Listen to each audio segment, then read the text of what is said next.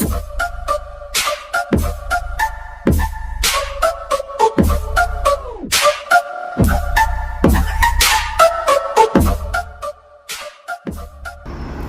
guys, welcome to our vlog. Ang topic natin ngayon guys is about sa maleta na dadalhin nyo or ilang kilo ba ang pwede nyong dalhin. So, ang maleta guys na pwede nyong dalhin is any size naman pwede.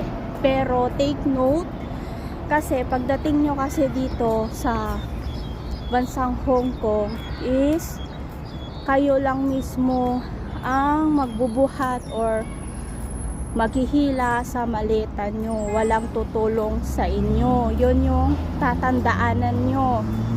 Kaya rine-recommend ko na lang na ang maleta nyo is medium size lang or kaya yung small.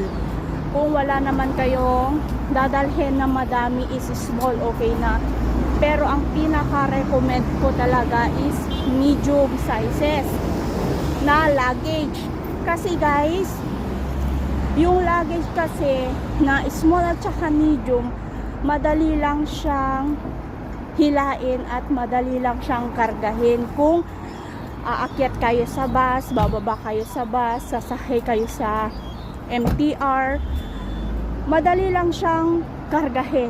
So, recommended ko talaga yung medium sizes at saka small sizes. So, kailangan din yung maghanap or tumingin kayo ng matibay na luggage kasi guys, dito sa bansang Hong Kong, pag maglakad ka kasi dito, hindi mo maiiwasan na maraming bako-bako, lalo na kung yung babaan ng bus na sinakyan nyo mula airport hanggang papuntang agency is malayo pa sa binabaan nyo papunta doon. So mahihirapan lang kayong manghila. So kailangan yung matibay-tibay talaga yung bilhin nyo at saka yung diba doon sa may luggage natin is may bitbitan siya. So kailangan yung bitbitan niya na yon is matibay talaga para pag umakyat ka man sa bus, yun yung bibitbitin mo paakyat sa bus. Kasi wala talagang tutulong sa iyo guys. So kailangan yung madali lang talagang buhat-buhatin nyo. Kasi pag nagdala ka ng large at saka XL na luggage, mahihirapan lang kayo. Kasi guys, napakalaki na po yung large at saka XL. Ang laki na. So, magdala lang kayo ng kaya nyong buhatin at kaya nyong hilain na hindi kayo mapapagod ng sobra-sobra. Kasi, pag nagdala ka ng napakalaki guys na luggage, mahihirapan ka lang. Kasi, yun nga sabi ko sa inyo, hindi ka tutulungan ng agent na susundo sa'yo doon sa airport or kaya hindi ka tutulungan ng mismong amo mo na magbuhat ng sarili mong mga gamit. So, kailangan maging aware tayo dyan guys. So, doon naman sa kilogram na pwede is sa luggage guys is pwede siyang 20 kg. Doon naman sa hand carry, ang hand carry kasi guys is backpack. Pwede nyo din yun lagyan ng ibang gamit, gaya ng damit.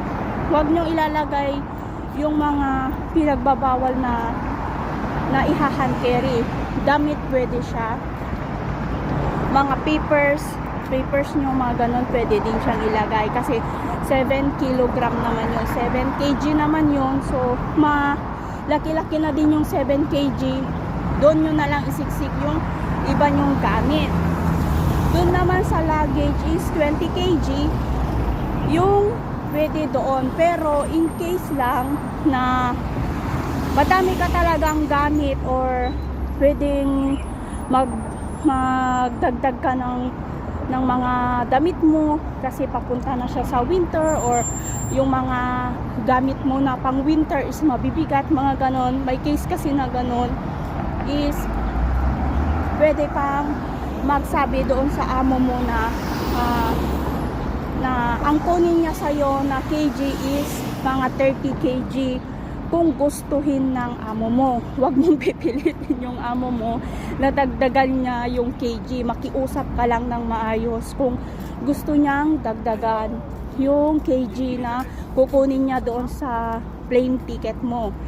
Kasi sila kasi ang kumukuha ng plane ticket, yung mga amo kasi ang kumukuha ng plane ticket. So kailangan bago sila kumuha ng plane ticket mo is magsabi ka na sa amo mo para aware din sila, para hindi sila magulat na bukas ka na nila ibubuk, or kaya mamaya ka na ibubuk, or ngayon ka na ibubuk, tas saka ka lang magsabi. Hindi naman yun pwede kasi syempre pag-uusapan pa yan ng asawa niya, mag-usap pa sila kung papayag ba sila doon sa gusto mo na magpadagdag, ganon. Pero in case lang naman na hindi siya pumayag, is ikaw na mismo ang magbabayad ng excess mo doon sa mismong airport dyan sa Pilipinas. Kung example, mag-excess ka ng 5 kg, magiging 25 kg yung luggage mo, tapos may available pa doon sa hand carry mo, pwede ka naman maglilipat ka na lang ng gamit mo or damit mo, ilipat mo na lang yung iba mong damit doon sa hand carry mo para mas ano siya, mas madali siya. Pero kung puno na din yung hand carry mo ng 7 kg tas may excess ka pa rin na 5 kg, bayaran mo na lang yung 5 kg. Pero example, kung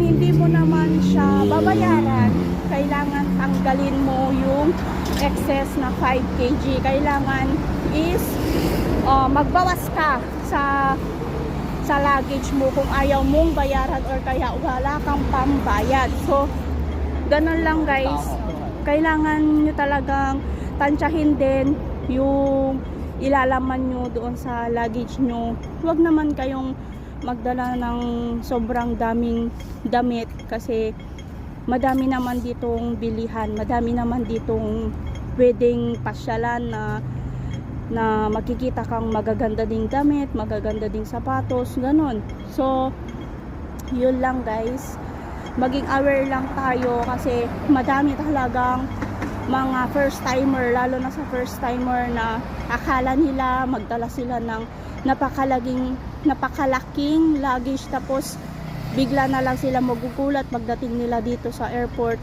walang tutulong sa kanila. Hindi naman kasi kagaya dyan sa atin sa Pilipinas na may tutulong sa atin, na pag nagpasundo ka may tutulong, pupuntahan ka ng asawa mo, ng kapatid mo, ng anak mo, ganon. Dito kasi guys, sarili mo lang talaga ang tutulong sa'yo. So kailangan, kung magdala ka lang din naman ng madaming damit, tansyahin mo lang yung kasya lang talaga siya sa medium sizes. So yun lang, sana makatulong ulit sa inyo yung video natin na to, at maging aware lang tayo sa lahat ng dinadala natin. So yun lang guys, thank you for watching, have a nice day, God bless us all guys, bye.